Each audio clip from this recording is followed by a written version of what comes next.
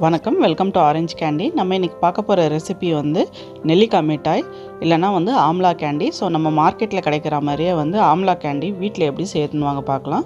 So இது செய்யறதுக்கு தேவையான பொருளும் செய்முறை என்னன்னு வாங்க பார்க்கலாம். இதுக்கு வந்து நான் வந்து 1/2 கிலோ அளவுக்கு வந்து பெரிய நெல்லிக்காய் எடுத்திருக்கேன். இது வந்து நல்லா கழுவி வச்சுருக்கேன். ஸோ வாங்க இது எப்படி செய்யறதுன்னு பார்க்கலாம். ஃபஸ்ட்டு ஸ்டெப்பு வந்து நம்ம நெல்லிக்காய் வந்து சொலையாக உதுத்துக்கணும். அதுக்கு வந்து ஸ்லைட்டாக வந்து வேக வைக்கணும். ஸோ அதுக்கு வந்து ஒரு பாத்திரத்தில் நெல்லிக்காய் முங்குற அளவுக்கு வந்து தண்ணி எடுத்துக்கோங்க. நல்லா தண்ணி கொதிக்கிற ஸ்டேஜில் வந்து நம்ம கழுவி வச்சுருக்க நெல்லிக்காய் வந்து அதில் சேர்த்துடலாம்.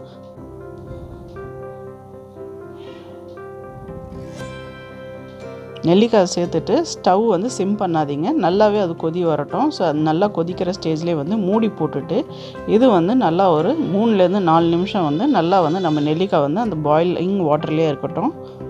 இப்போ பாருங்கள், நல்லா ஒரு 3 நிமிஷம் ஆகிடுச்சு. இன்னமும் அந்த பபிள்ஸ்லாம் அடங்கலை, நல்லா கொதிச்சிட்டே இருக்குது. ஸோ இந்த ஸ்டேஜில் வந்து நம்ம ஸ்டவ் ஆஃப் பண்ணிடலாம். ஸ்டவ் ஆஃப் பண்ணிட்டு நம்ம நெல்லிக்காவெல்லாம் வெளியில் எடுத்துடலாம். ஸோ இது ஒன்று ஒன்றா வந்து தண்ணிலாம் வேண்டாம், தண்ணிலாம் இருத்துட்டு நெல்லிக்காய் மட்டும் ஒரு பிளேட்டில் எடுத்து வச்சுட்டு நம்ம ஆற விட்டுறலாம்.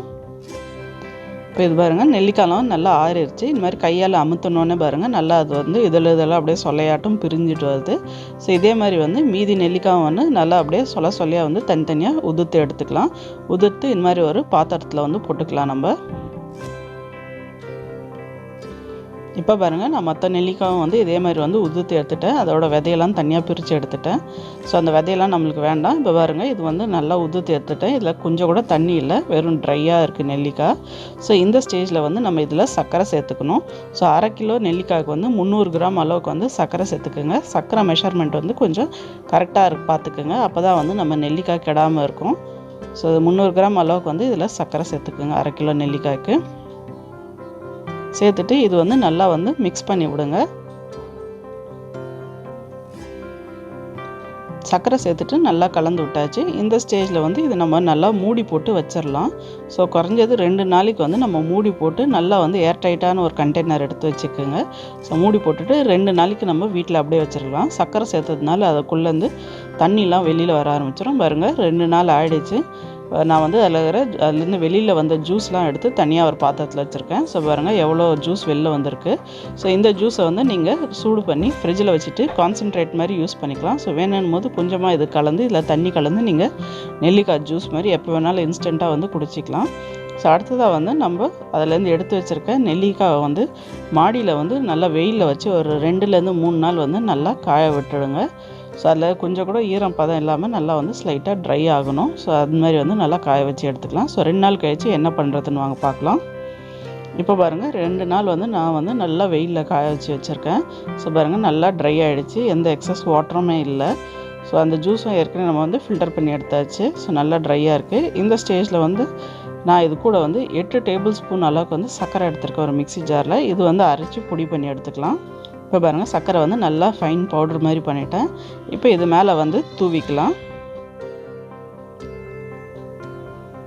ஸோ நம்ம இந்த மாதிரி பவுடர்டு சுகர், அதாவது இந்த மாதிரி சர்க்கரை வந்து பொடி பண்ணி இதில் சேர்க்கறதுனால நெல்லிக்காய் வந்து ஒட்டாது, பிசுபிசுப்பு தன்மை இல்லாமல் இருக்கும். ஸோ இது வந்து சர்க்கரையை பொடி பண்ண சர்க்கரையை சேர்த்துட்டு நல்லா வந்து கலந்து விடுங்க. இப்போ பாருங்கள், சூப்பராக நம்மளுக்கு இப்பயே பாருங்கள் லுக்கு வந்து நம்மளுக்கு மார்க்கெட்டில் கிடைக்கிற நெல்லிக்காய் மாதிரியே வந்துடுச்சு.